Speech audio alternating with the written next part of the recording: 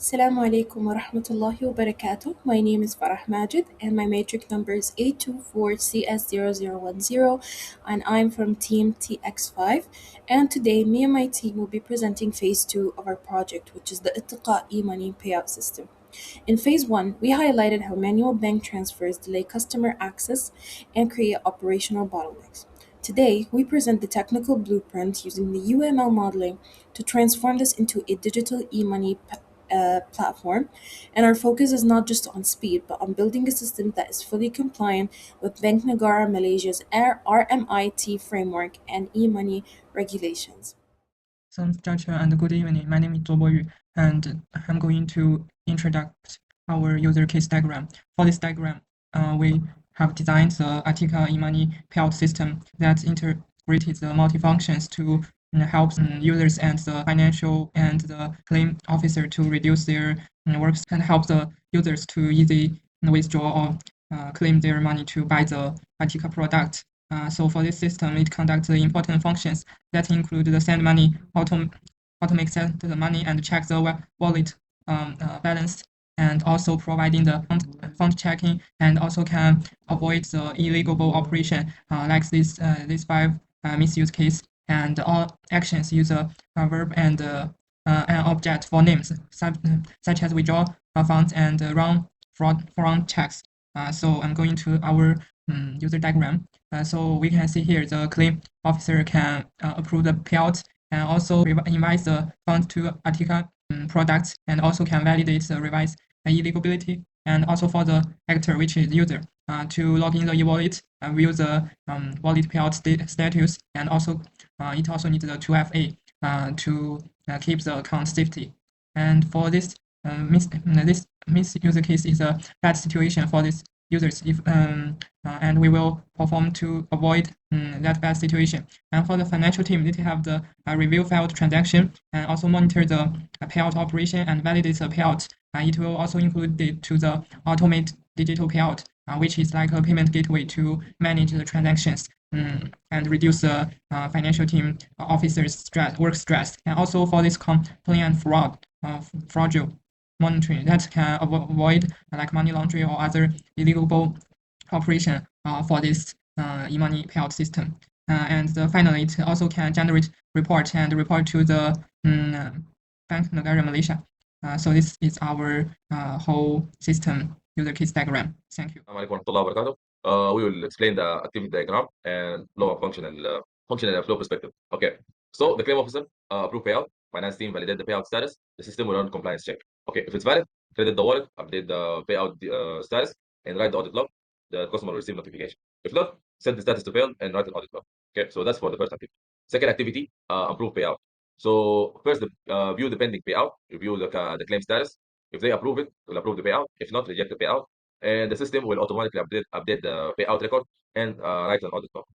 We go for the third activity, which is a validate payout. We have the finance team will review the payout data. The system will check amount, policy, and customer. If they are valid, will mark the payout validated. If not, mark the payout invalid. And the system will automatically write the audit log. Okay. For the login to wallet, customer enter credentials. If the system will validate it. If it's valid, we'll start the two-factor authentication. If not, we'll reject the login. Two-factor authentication. Okay. The system will trigger it. Customer submit the OTP. System verify the OTP. If there's success, create session. No success, deny access. And at the end, the system will write an audit log. Okay, when we go for the view wallet and payout status, the customer requests the wallet info. System automatically retrieve the balance, retrieve payout status, display information, and write access log. Withdraw funds to the bank. Okay, when the customer wants to withdraw to the bank, the customer enter the withdrawal details. System check the balance, run fraud checks, and check transaction limits. If the customer passed all of that, the bank will process the transfer, update the wallet. Not broke the transaction and write audit log. Okay, then we go to the reinvest. Reinvest, actually, three participants: customer, system, and claim officer. Customer select the product and amount. System check the balance, and claims officer validate eligibility. If he's eligible, the system will run fraud checks. If they approve, apply the funds. If not, they will reject the reinvestment, and they will write the audit log. The system will write the audit log. Okay, so we go to the validate the reinvestment eligibility, which is part of the last one. The claim officer will review the policy and rules and see if he's eligible. Eligible, approve eligibility. No, reject eligibility. Whatever, it will go to the system, and the system will update the eligibility status and write audit log. Okay, now we have compliance and fraud monitoring. The system will monitor transaction and run AML rules. If it's suspicious, they will create a fraud alert. Finance team will review the alert and write the audit log. If it's not suspicious, the finance team will write audit log also. Okay. Now we have generate compliance report. The finance team will just choose the period. The system will automatically collect the data, generate the report, store the report, and write the audit log. Okay, so monitor payout operation. The finance team review the dashboard. The system will show the payout KPI and highlight the issues. Okay, so review the failed transaction. The financial team and the system. The finance team select the failed transaction.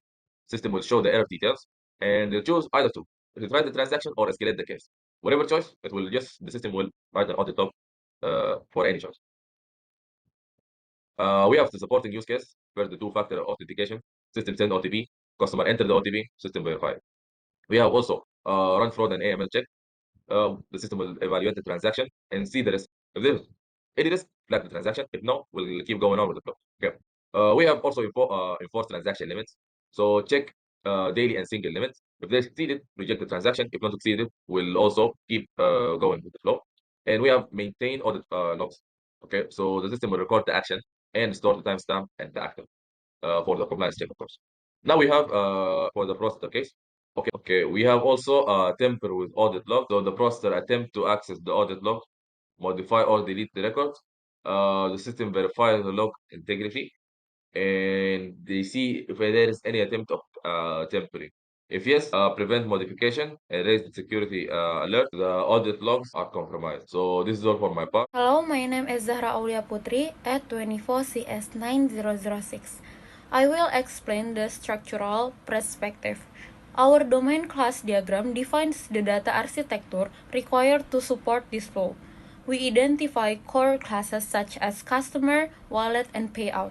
We establish strict multiplicities to enforce business logic. For example, one customer owns exactly one wallet to prevent account duplication. We also utilize generalization for transaction, allowing us to distinguish between withdrawals or reimbursement. While sharing a common audit trail, this structure ensures full traceability, which is vital for the finance team during reconciliation and for external auditor checking our compliance log. Thank you. Assalamualaikum warahmatullahi wabarakatuh. My name is ALVANNUR for TSAURI, and I will be explaining our state transaction diagram. All right. So first we have fails created, approve, validate, fails, retries again, reach, failed condition, it goes failed state again, then goes fail. Write a noted log, it succeed, rated, goes to fail. Transaction, initiated check. If it's a fraud or limit is exceeded, then block, write audit log, and pass, security check is passed, processing, success, completed, and then write audit log with errors, it's failed, then retry again, if retry limit reached, it was failed again, and write audit log. Customer, their account is unregistered. They need to register. Once they are registered, they become registered and logged out. They can log in and log out, back out if they want, or if too many attempts, their account is locked and need to be unlocked or reset password. And when they're logged in, they need to submit the know your customer information. It is then checked. If it's rejected, it needs to be resubmitted. If it's approved, the account is active. And once it's active, can either close the account or suspend the account. Once it's suspended, can reinstate or close the account and ends. All right. Next is wallet created. From wallet is active, freeze, frozen state, and can either close or unfreeze the account. Becomes active again. And once it's active again, can close the account and then ends. All right. Investment. Is created and submitted. Then check for eligibility. If it's eligible, processing. If it's error, retry again. And if it succeed, execute the investment, and then it is completed.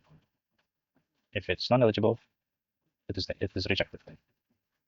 All right, bank account is unverified. Start the verification process, and if it fails, still unverified, can remove the account. And here in verification pending, if it succeed, the account is verified.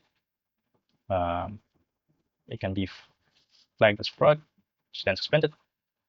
Can be reinstate afterwards, and once it's verified, it can also be removed. ML check.